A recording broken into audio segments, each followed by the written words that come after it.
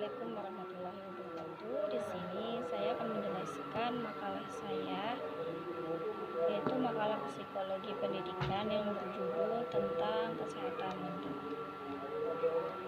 Pengertian kesehatan mental.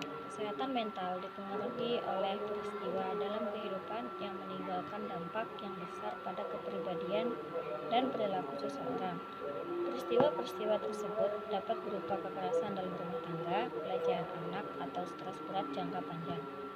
Jika kesehatan mental terganggu, maka timbul gangguan mental atau penyakit mental. Gangguan mental dapat mengubah cara seseorang dalam menangani stres, berhubungan dengan orang lain, membuat pilihan, dan memicu hasrat untuk penyakit diri sendiri.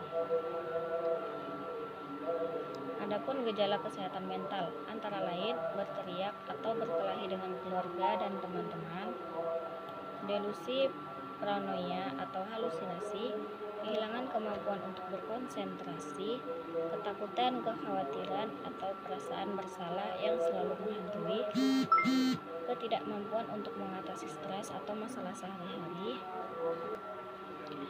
marah berlebihan dan rentan melakukan kekerasan, memiliki pengalaman dan kenangan buruk yang tidak dapat dilupakan, memiliki pikiran untuk menyakiti diri sendiri atau orang lain, mendengar suara atau mempercayai sesuatu yang tidak benar, mengalami nyeri yang tidak dapat dijelaskan, merasa bingung, pelupa, pemarah, tersinggung, cemas, kesal, khawatir, dan takut yang tidak biasa, merasa sedih, tidak berarti, tidak berdaya, putus asa, atau tanpa harapan.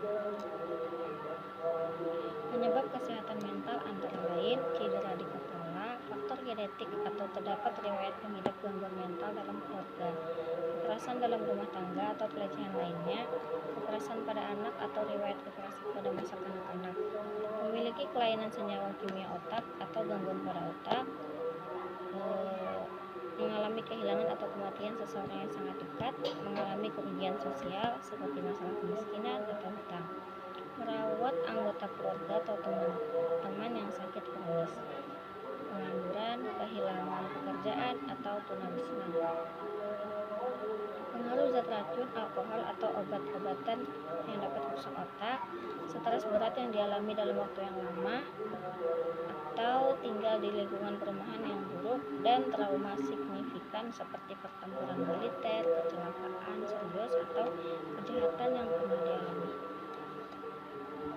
Faktor risiko kesehatan mental. Perempuan memiliki risiko tinggi mengidap depresi dan kecemasan, sedangkan laki-laki memiliki risiko mengidap ketergantungan zat dan antisosial. Perempuan setelah melahirkan memiliki masalah di masa kanak-kanak atau masalah gaya hidup, memiliki profesi yang memicu stres seperti dokter dan pengusaha,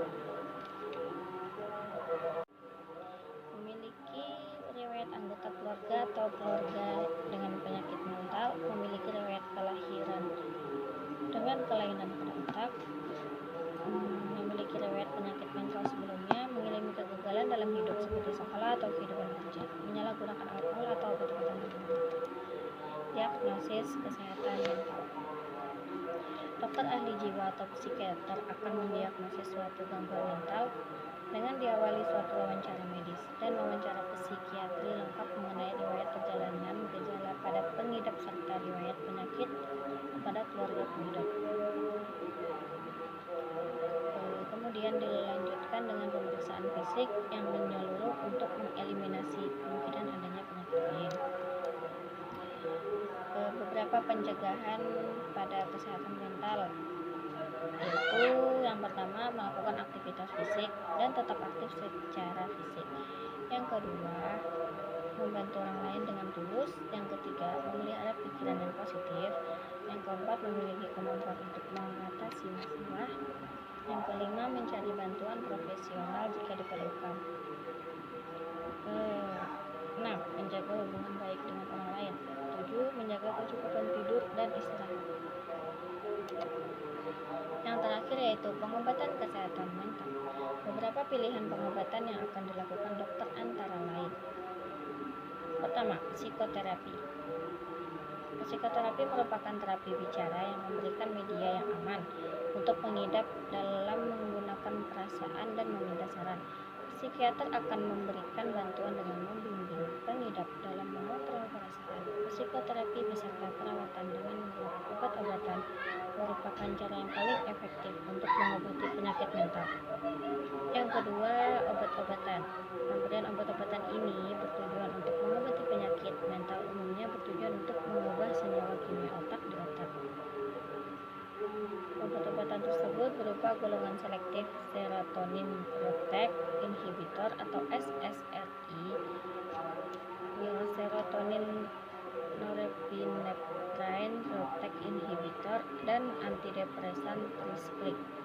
Obat-obatan ini umumnya dikombinasikan dengan psikoterapi untuk hasil pengobatan yang lebih efektif. Yang ketiga yaitu melakukan rawat inap. Rawat inap diperlukan jika mengidap membutuhkan pemantauan yang ketat. Pengidap membutuhkan pemantauan yang ketat ini misalnya gejala penyakit yang dialaminya itu terdapat kegawat daruratan di bidang psikiatri seperti percobaan bunuh diri.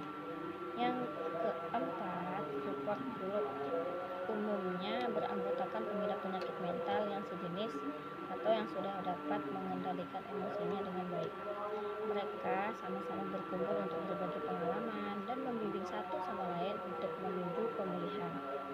Yang kelima, stimulasi otak. Stimulasi ini berupa terapi elektrokonvulsif, stimulasi magnetik transkranial, pengobatan eksperimental yang disebut stimulasi otak dalam, dan stimulasi saraf vagus. Yang keenam, pengobatan terhadap penyalahgunaan zat. Pengobatan ini dilakukan untuk para pengidap penyakit mental yang disebabkan oleh ketergantungan akibat penyalahgunaan zat terlarang. Yang terakhir yaitu yang ketujuh, membuat rencana bagi diri sendiri, misalnya mengatur gaya hidup dan kebiasaan sehari-hari untuk melawan penyakit mental. Rencana ini bertujuan untuk memantau kesehatan, membantu proses pemulihan, dan mengenali pemicu atau tanda-tanda peringatan penyakit. Demikian apa yang dapat saya sampaikan. Semoga teman-teman dapat memahaminya dan semoga bermanfaat. Sekian dan terima kasih. Wassalamualaikum warahmatullahi wabarakatuh.